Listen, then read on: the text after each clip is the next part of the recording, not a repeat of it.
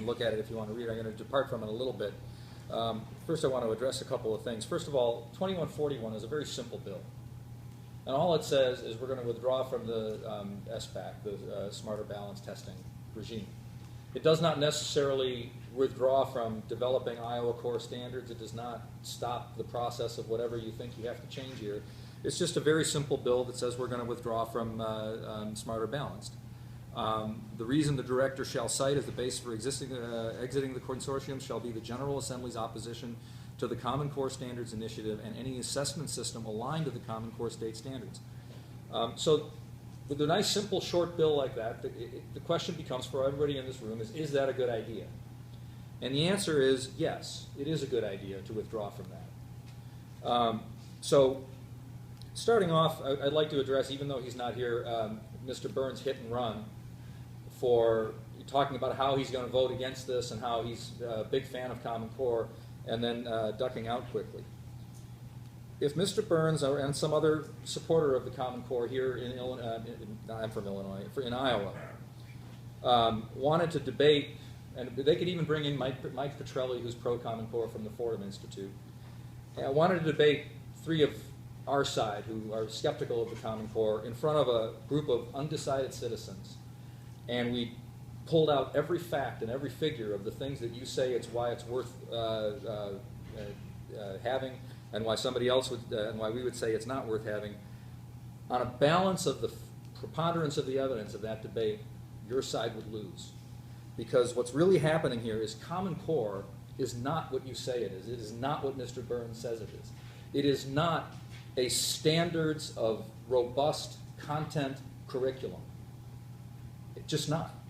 And more and more evidence as it comes across the transom is proof of that. What Common Core really is, if you listen to Jane's testimony and look at the vast amount of information she has behind that testimony, is it's basically a changing of the process of education, and it's even stripping out content, and it's even stripping out standards, so that you can point to all the glitzy websites that say rigorous, and you can point to all that stuff, but when you really look at it, it's changing the processes that we know worked for years and years. You learn the algorithm, you learn how to do something, you practice it, and then you become, you have content mastery. And it's stealing the words content mastery and basically just changing the process. So in an open and honest debate of this issue, the pro-Common Core side is going to lose, and there's a risk there. And the risk is this. Number one, as Henry just pointed out, you're risking millions of dollars on an experiment. The other thing you're risking is you're risking decades of Iowa children's lives pursuing a faulty process and a faulty ideology when in fact actual content standards and actual learning and actual improvements to the system could be made for Iowa entirely independent of the Common Core. So these are just some things to look at and really think about. I get a sense from Mr. Behrends, not you necessarily, ma'am, you're still here, you're here listening to us. I get a sense from promoters of the Common Core that their minds are closed, that we've signed on the dotted line, that we've made this decision, and gosh darn it, we're just going to go with it because we're committed. And you're not. As legislators, you can have an open mind, and you can re-engineer the system without necessarily locking yourselves into what's an experiment. And while we talk about this experiment, let's actually just look at this and find out how aggressively counterproductive it is. That we're going to take an entire state, and quite frankly an entire nation, 45.5 states, and instead of testing something, instead of saying, let's take 7 districts in Iowa and try this out, instead of doing that, we're going to literally impose this on an entire nation and the state of Iowa. And what are we going to do? We're going to engage in a 13-year experiment that everyone has to participate in, and if that experiment doesn't work, it's not a small experiment that indicates whether something does or doesn't work. It's an experiment that you've imposed on the entire nation. I'm shocked that anybody, that any reasonable person would want to vote for or support that kind of a process. It's very dangerous. So really quickly, I'm going to close with this. I started off in my presentation, and I don't have to go through it, 4 instances an Ethiopian village with no running water and no school, where they dropped off tablets that were hardwired with some software. All they did was train the adults on how to turn them on. They came back 3 months later, and all the children in the village, they were just handed, all they were taught to do is how to turn these tablets on. The children came back to that village, and they came back to that village to test, and all the children had taught themselves to read using these tablets with no school and no teachers. In Arizona, there's a charter called Carpe Diem, and it uses something called blended learning. And I don't have to go into all the details because I don't want to, but what's basically happening is with using blended learning, which is some technology and some enrichment from the teachers, they're outstripping every model ever tried in any charter school. And this is happening right here in America. And we didn't need a Common Core, and we didn't need a top-down management system to impose this. It was just an experiment in one school, and they tried it, and it's working. Most importantly is this one thing, and I can provide this article to any legislator who wants it. And this goes to a researcher's toy. The education researchers developed a toy with 26 functions.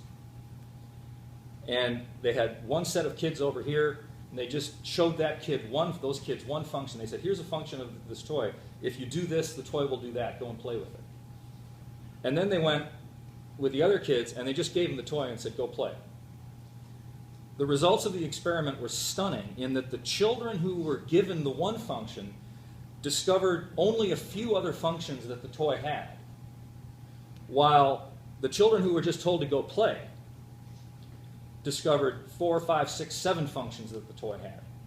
And that little experiment should be a metaphor as to the utter counterproductiveness of the Common Core. We're going to focus the curriculum on this set of standards, and what you're doing is you're stripping out the utter richness of education for the sake of what? Standardization? Standardization is what we started to do from the 1700s to maybe 1945, 1946. Standardization is now becoming counterproductive in that what we really need to do to work and understand life is to understand content, to understand the world around us, and apply that content to enriching our lives. So what you're doing with embracing the Common Core is you are embracing mass centralization of the highest kind, while mass centralization is proving to be the exact opposite of what we should be doing under all of the new education research that's coming out. So it's very dangerous. And I want to come to this one thing, and people say, well, standards are not curriculum, and the curriculum will be able to remain free. I'm just going to bring up this one last point. Bill Gates, who was, and this is on TV, he said it, it's on YouTube, we could play it, find it and play it, and a big supporter of the Common Core effort, while discussing test alignment, stated, when the tests are aligned to the common standards, the curriculum will line up as well. As legislators, you are making a huge mistake in imposing this system on an entire state and an entire nation. And I would ask you to step back from that brink, reverse that a little bit, and say, wait a minute, we can stop this process. If it's a good process, we can always start it up again. Let's target it to a few areas. Let's try it here and let's try it there. But do not impose it on this entire state at one entire time. There is a far better vision that if all of the different things about the experiments that are going on, if Khan Academy, which I didn't mention, but some of you may be familiar with, it's an online content system. If Khan Academy can, for free, produce a soup-to-nuts kindergarten through college curriculum complete with continuous assessment, without a single dollar being spent publicly, without a single massive bureaucracy to do it, why are we going the opposite direction of where everything is pointing and imposing a centralized system? I would ask every legislator to step back and maybe work together. One of the things coming from Illinois that I realize about Iowa is that it's a very decent state in terms of being very reasonable, purple, people getting along, being able to work together. This would be a wonderful time to stop the Common Core process and to start a much better process where instead of building a Common Core curriculum, we build an excellent, we build the opposite of common, which is exceptional, an exceptional learning network instead. And there's a way to do that. I'm more than happy to discuss that with any legislator. Thank you.